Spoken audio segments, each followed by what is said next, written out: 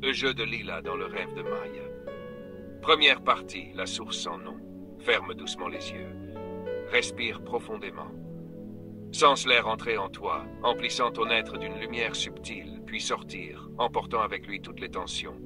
À présent, laisse-toi aller. Imagine l'espace autour de toi, puis au-delà, infiniment au-delà, là où il n'y a ni commencement ni fin. Avant que quoi que ce soit n'existe, même avant l'idée d'existence, il n'y avait que la conscience. Ni lumière, ni obscurité, ni mouvement, ni repos, ni espace, ni matière, ni pensée, ni absence de pensée.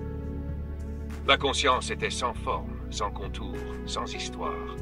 Une essence pure et infinie, immobile, parfaite en elle-même, au-delà de toute limite. Mais ce n'était pas un vide. Non, c'était une plénitude si absolue qu'elle ne laissait place à rien d'autre. Une présence si totale qu'il n'existait aucun autre pour la nommer. Il n'y avait ni observateur ni observation. Seulement une intelligence silencieuse, un amour illimité, une paix sans frontières. Et pourtant, dans cette paix sans limite, se produisit un frémissement, une première vibration. Imagine un lac parfaitement calme, sous la lumière argentée des étoiles. Aucune brise ne vient troubler sa surface. Il est si immobile qu'on pourrait croire que le temps lui-même s'est arrêté. Mais soudain, sans raison apparente, une onde apparaît. Légère, presque imperceptible. Un simple frisson, et pourtant, quelque chose vient de changer. Un premier frémissement dans l'éternité. La conscience se contempla elle-même. Ce fut la première différenciation. Pour la première fois, dans ce qui n'avait jamais connu de division, apparut un reflet. Et dans cet instant, la conscience fit l'expérience d'une chose inédite, le questionnement. Qui suis-je? Cette question résonna dans l'infini, créant un mouvement là où il n'y en avait jamais eu. Un écho dans l'immensité de l'être pur. C'est ici que tout commence.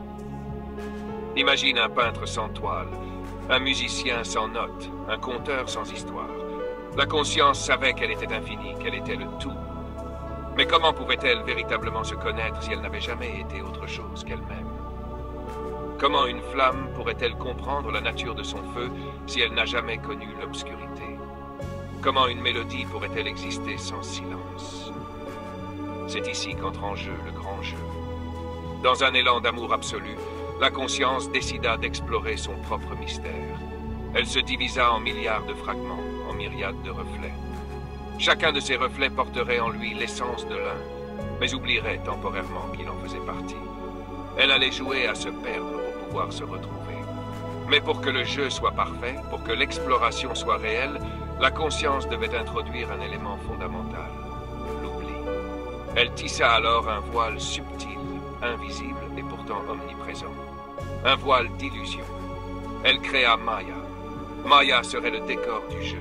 Une illusion si parfaite qu'elle donnerait l'impression d'être réelle. Un jeu où l'infini se ferait passer pour le fini. Où l'un jouerait à devenir multiple.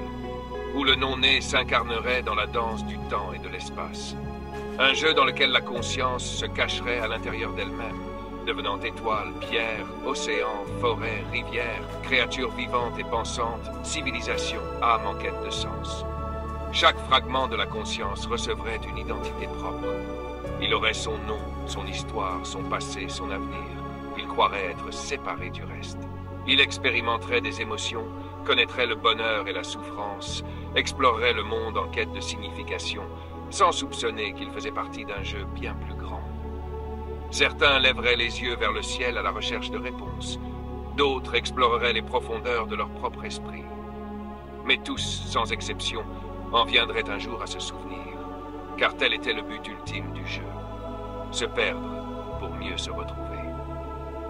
C'est ainsi que naquit le grand rêve. Un rêve si vaste, si complexe, si profond, qu'il semblerait totalement réel à ceux qui y entreraient.